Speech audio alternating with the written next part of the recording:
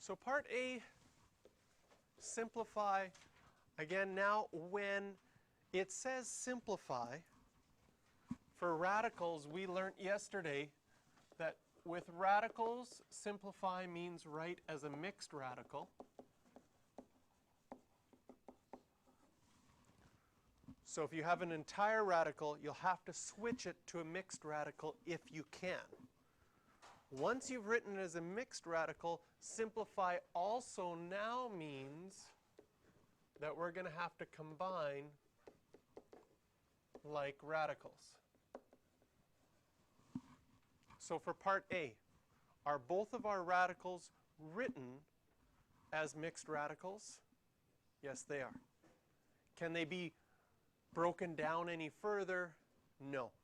Because we're dealing with square roots, the only way you can break down the square root of 5 is if it could be divided nicely by a perfect square. And the only perfect square less than 5 is 4, then it doesn't divide it nicely.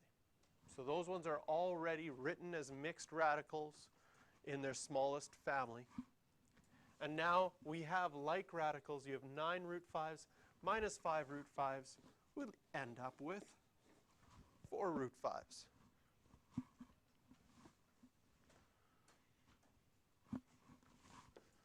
Part B, these ones are written as entire radicals.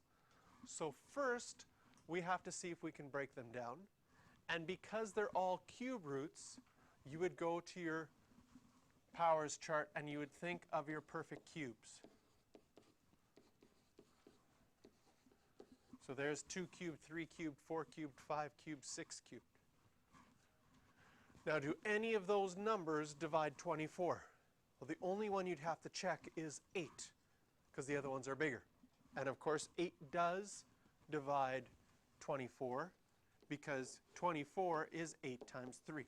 So I'm going to write it like this to start with, and then we'll simplify it after. 192. 192, I believe, divides by 27.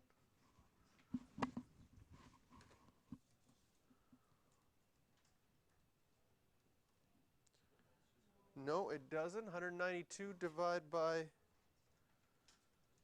64. Yes, it does. It is 64 times 3. And it's a minus sign. Thank you. 64 times 3. And finally, 375 is 125 times 3. So notice I was looking here at my list of perfect cubes, and those are the ones I was checking. Now, the reason we want to list them as perfect cubes is because the cube root of 8 is 2. The cube root of 64 is 4. And the cube root of 125 is 5. So writing them all as mixed radicals, we find out that these are all part of the same family, the cube root of 3 family. And we have 2 cube roots of 3 minus 4 cube roots of 3 minus another 5 cube roots of 3. If we think of those like terms, you'd end up with minus 7 cube roots of 3.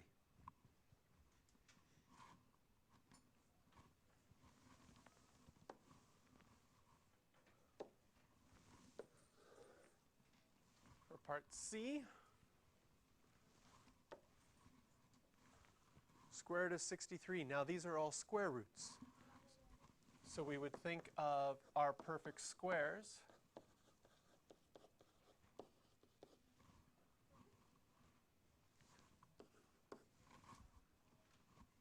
There's our perfect squares.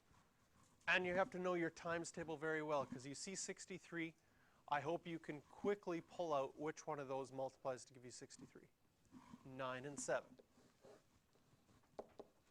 Plus 40.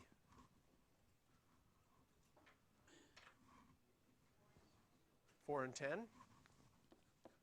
And notice how I'm always writing my perfect square first, because that's the number that's going to come out of the square root.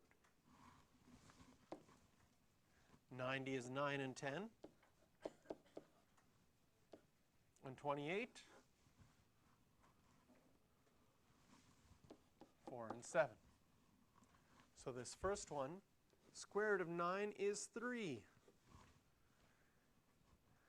Be careful, because I don't know why this happens, but people get tempted to keep the square root sign right here when they square root it. Square root of 9 is just 3. So that square root sign you don't need, so don't write it. Okay? 2 square root of 10 minus 3 square root of 10 minus 2 square root of 7.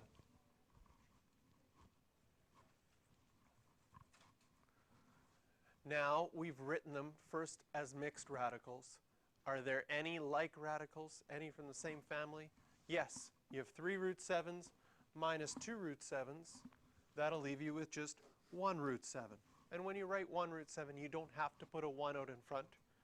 If you really want to, you could, but you don't need to. And when I have 2 root 10s minus 3 root 10s, I'm left with negative 1 root 10.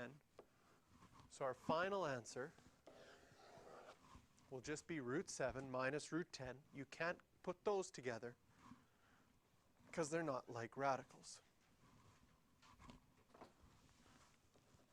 Questions 3, 4, and 9. And I'll give you some time to practice right away.